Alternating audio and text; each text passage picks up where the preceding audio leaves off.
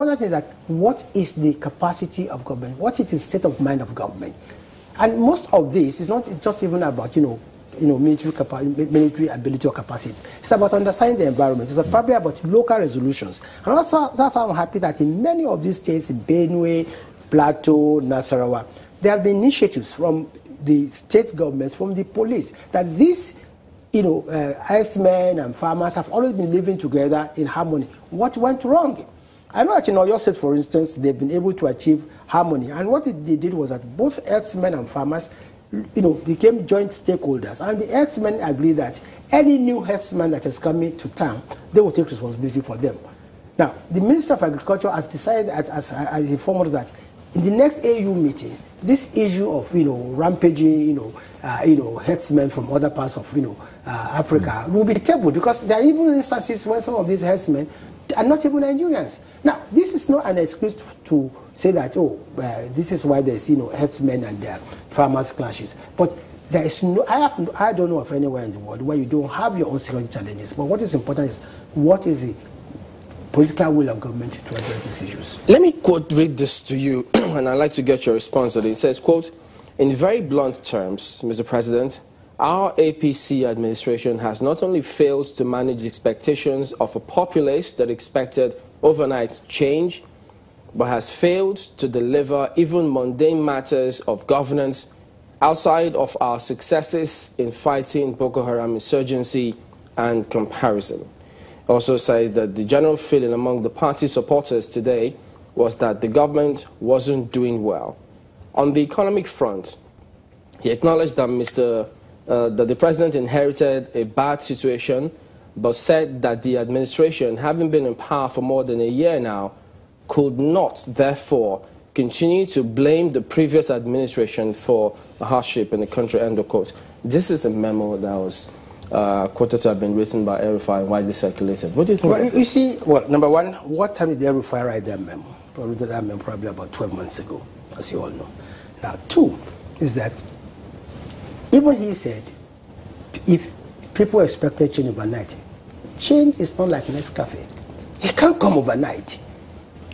Two is when people make this kind of, assertions, I rather go to specifics and say, if you say the government has not met the expectations of Nigerians, and I will say in which areas. Now, in the area of infrastructure fund, which is very, very important, despite the fact that we met 1.7 trillion debt, in between when we started operating the 2016 budget in June and today, what have we been able to achieve? Be able to fix, we're able to construct 320 kilometers of roads, we're able to fix 460 kilometers of roads, we built 24 bridges, we've repaired 21 bridges, unprecedentedly, we have released 1.2 trillion naira in capital projects. Now, in the area of agriculture, we've been able to bring down the cost of fertilizer from 8,000 to 5,000. And this is because of the strategic agreement between us and Morocco, whereby we get discounted, phosphate from Morocco, and we now blend it with our own urea. And that has made, we have been able to reinvigorate our 11, blending plants all over the country, as opposed to 5 that are operating at, 10% capacity.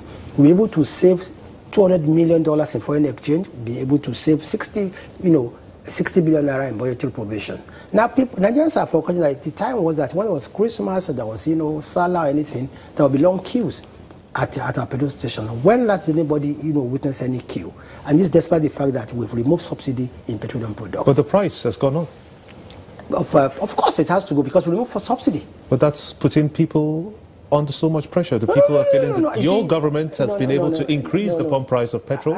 You've been able to increase the price of food items in the market. You've not been able to give that kind of jobs that you've promised up to this time. You see, that's not correct. You see, you have a choice,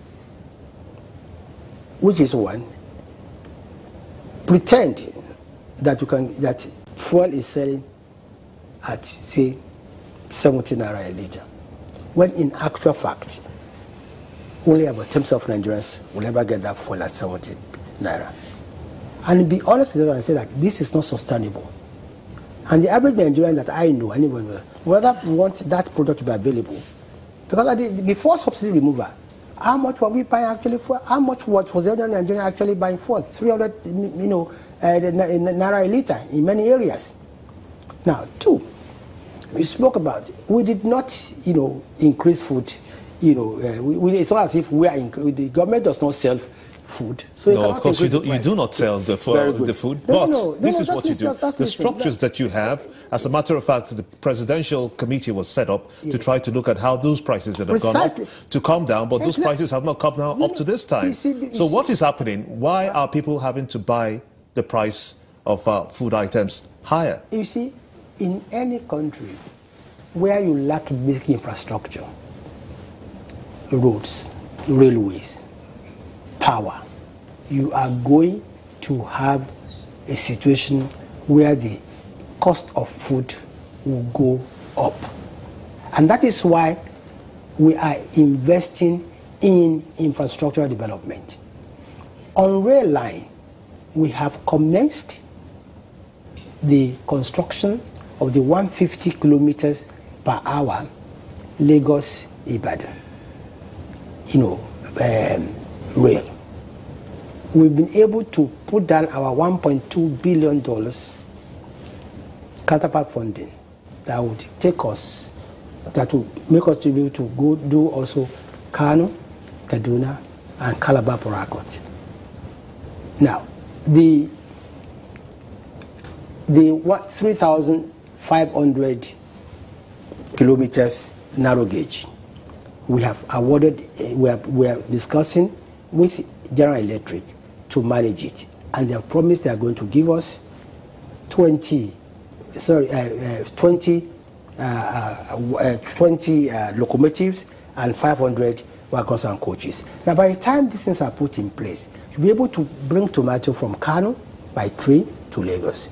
Be able to bring, from the middle belt, yams and the rest. And that is what is going to make your food cheap. As we speak today, what government is trying to do is to see how can we subsidize transportation of these food items to bring them down. So if you don't have power, if you don't have roads, if you don't have railways, it's anywhere in the world, the cost of food will go up. So what is government then looking at? If you realize that it's a problem, and considering that inflation, at least as we speak right now, is 17%, and it's eaten into people's incomes, and incomes are yet to go up, even though Labour is increasingly asking for minimum wage review. What is government doing in the short term to see how it is they can subsidize transport? Precisely what I've just told you. That the government is looking into how we can subsidize transportation of items. They haven't decided. They haven't taken a decision on that yet. It will amuse you that when the farmers learned that we were going to bring down the cost of food, that they said, why is it that now that we are making money that the government now wants to intervene? So we need to look at areas of intervention that will be that will not affect any power of the farmers, and that's why we are looking at a situation where we can intervene in transportation, either by encouraging farmers to use the rails and we subsidizing it. But this will come out very, this decision is being considered, and then the modality, it's our problem, because you see, where do you start? We have to walk through the various cooperative farmers. But we understand that one of the major reasons why food is expensive. So does that mean that the clash between the farmers and herdsmen have no direct bearing or consequences on the prices of foodstuff? Well, of course, I won't say that. Of course, it will have. Of course, it could have. I mean, the cost of it's not the rising cost of food items is not just because of transportation, but it will help if this can be addressed and it can be subsidy on transportation. There are other reasons, for instance, why the price of food, will probably go up. But those clashes are still happening.